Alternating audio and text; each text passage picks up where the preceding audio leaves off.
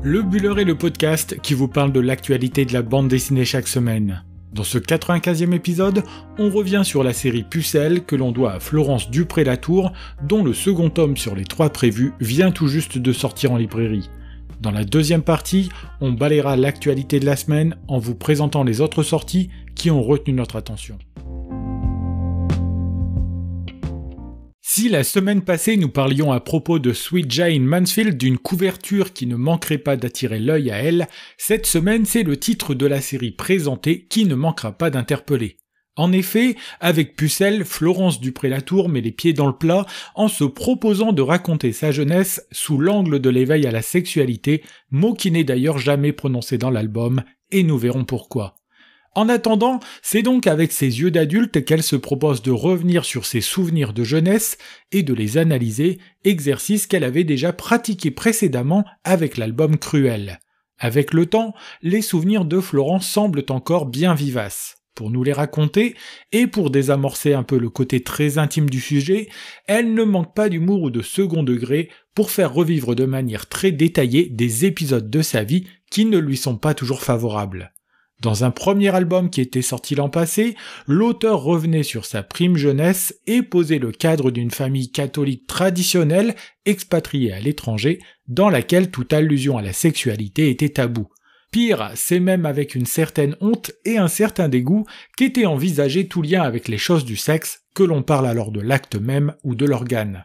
C'est dans ce contexte, raconté dans un album qui a pour titre Débutante, que la jeune Florence va grandir au sein d'une famille où le père est absent, absorbé par son travail, et la mère cantonnée dans le rôle de la femme au foyer en charge des activités des enfants.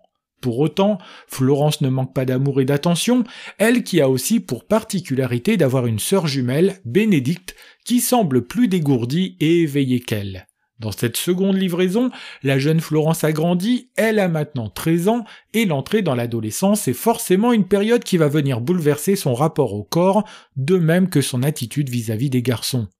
On la retrouve dans ce second tome, intitulé Confirmation, avec les mêmes problématiques que dans le premier tome, elle qui éprouve un rapport pour le moins compliqué avec tout ce qui se situe au sud de son nombril. Pourtant, la chose, comme elle qualifie son sexe, se rappelle à elle, que ce soit lors de l'apparition des règles ou encore lors de la découverte du plaisir solitaire. Si ce rapport d'attraction-répulsion qu'elle entretient avec cette partie de son anatomie évolue, il n'en demeure pas moins que la jeune Florence grandit tout de même avec un sentiment de honte et de culpabilité, mélange du regard accusateur familial et du poids de la religion. Toutefois, ses propres interrogations et l'éveil du désir qu'elle ressent pour les garçons vont la pousser à commencer les expérimentations dans ce domaine, même si elles ne sont pas toujours heureuses. Ainsi vient le temps des premiers flirts et des premières amours, des garçons que l'on embrasse mais dont on ne comprend pas les empressements.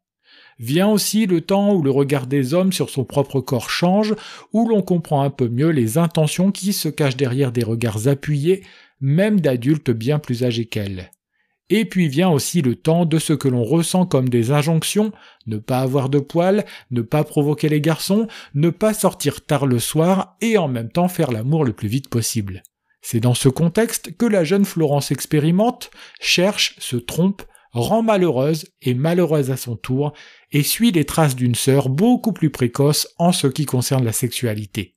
En parallèle, la jeune Florence souffre chaque mois au moment des règles et ne peut pas compter sur la compassion d'une mère qui a connu le même phénomène et qui banalise la chose auprès de sa fille. Vous aurez compris que Pucelle est une série en 3 tomes qui se propose de balayer dans les grandes largeurs toutes les interrogations sur la sexualité que peut avoir une jeune fille livrée à elle-même. Mais comme Florence Dupré-Latour fait cela avec intelligence et humour, elle est capable de tout raconter, que ce soit léger ou plus grave, comme quand une amie de Florence lui révèle avoir été violée. À une époque où il est plus simple de trouver des réponses à ces questions dans ce domaine, Florence nous rappelle aussi que tout ne fut pas simple pour les filles dans un passé pas si lointain. D'ailleurs, Florence nous confie ici toute l'importance de l'environnement familial ou amical qui permettra l'épanouissement au nom d'une jeune fille, et la chose est toujours aussi vraie en 2021. À défaut d'avoir été écoutée et orientée par sa famille étant enfant, Florence Dupré-Latour se propose de raconter son itinéraire dans les moindres détails, comme un appel à la bienveillance qu'elle enverrait à ses lectrices et ses lecteurs. Son dessin très épuré, dans un camailleux de couleurs qui va du rose au rouge, participe grandement dans cette impression de retomber en enfance et d'y deviner tout ce malaise et parfois cette violence. On avait déjà beaucoup aimé le premier tome au moment de sa sortie, cette seconde livraison, toujours éditée chez Dargaud, finit d'installer Pucelle comme l'une des séries les plus originales et passionnantes du moment.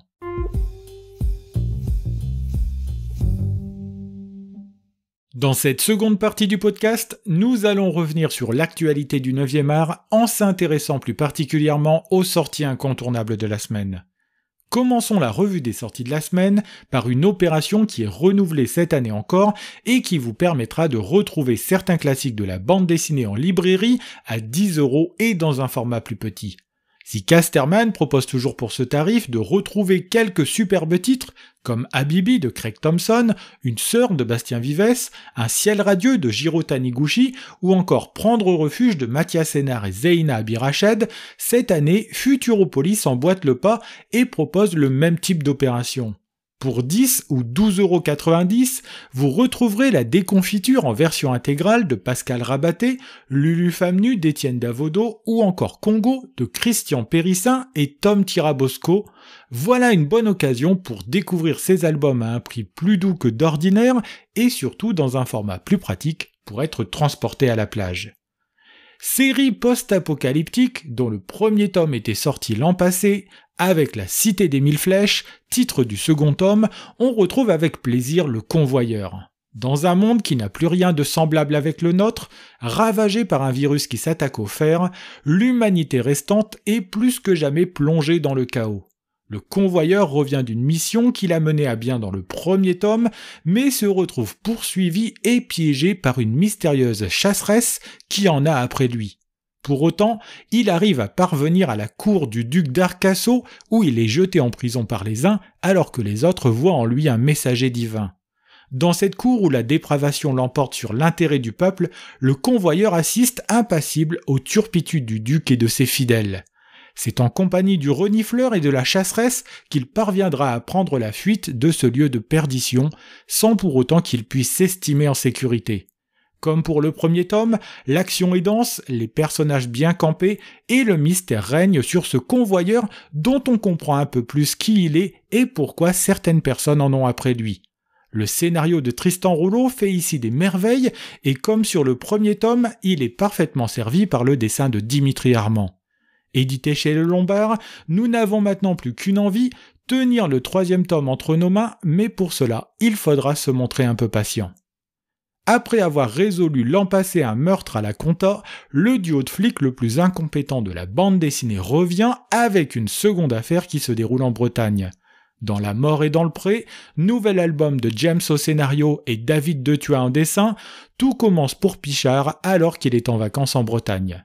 Sa villégiature est brusquement interrompue par un agriculteur qui vient le chercher après avoir retrouvé un corps sans vie dans son champ, celui d'un jogger équipé de bottes en plastique.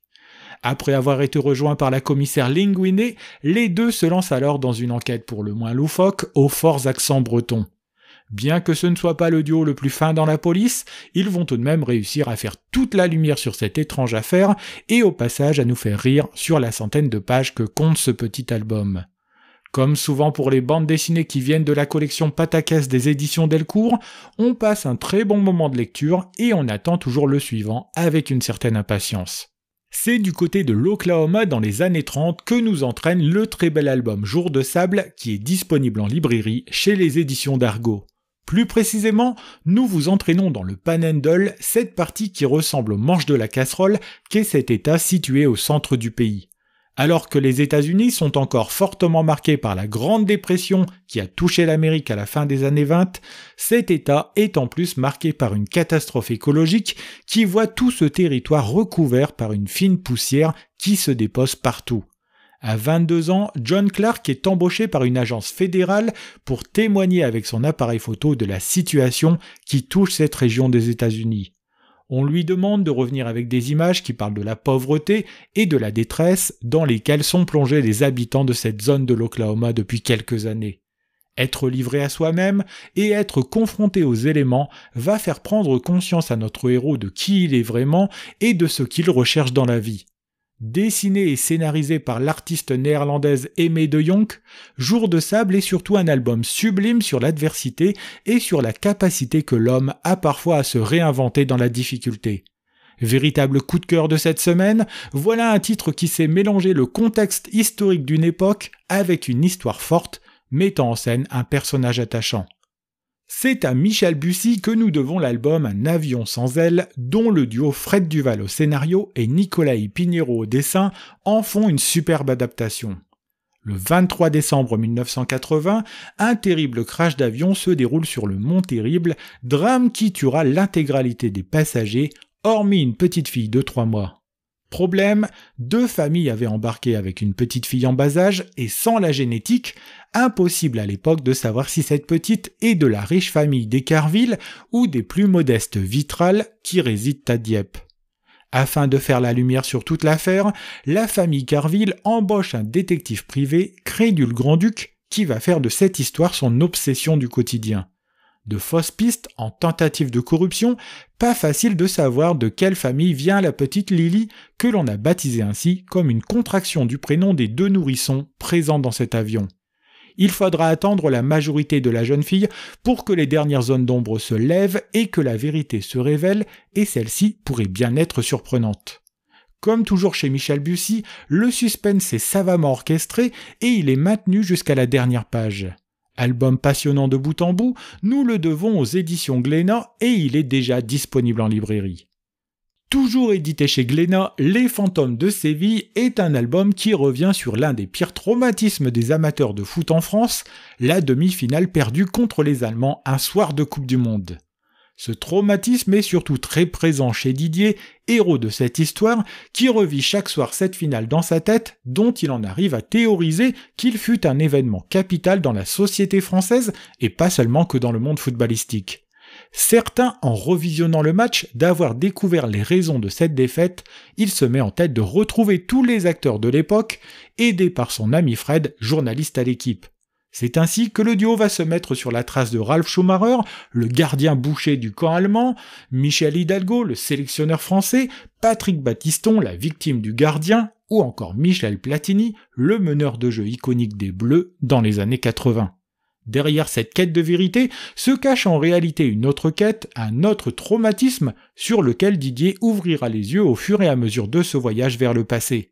Captivant et touchant, cet album touchera encore plus la génération qui était scotchée devant sa télévision ce 8 juillet 1982. Album déjà sorti en librairie, que l'on vous recommande chaudement, nous le devons au scénario de Didier Tronchet et au dessin de Jérôme Jouvray, mis en couleur par son épouse Anne-Claire Jouvray. Terminons la revue des sorties de la semaine sur un coin de comptoir avec le Bistrot d'Émile, bel album en noir et blanc qui nous entraîne dans le village de Saint-Saturnin. Populaire et familier, ce café est un incontournable du village, d'autant qu'Émile, son propriétaire, est un homme enjoué à la bonne humeur communicative. Inutile de dire que le jour où le troquet doit fermer ses portes, c'est tout le village qui s'en émeut et qui laisse exploser sa colère devant la disparition de ce lieu central dans le patelin. Pire encore, c'est bientôt une banque qui prend la place du bistrot, ce qui n'est pas sans faire naître des questions chez les habitants du village. Et si derrière cette fermeture se cachait quelque chose de bien différent?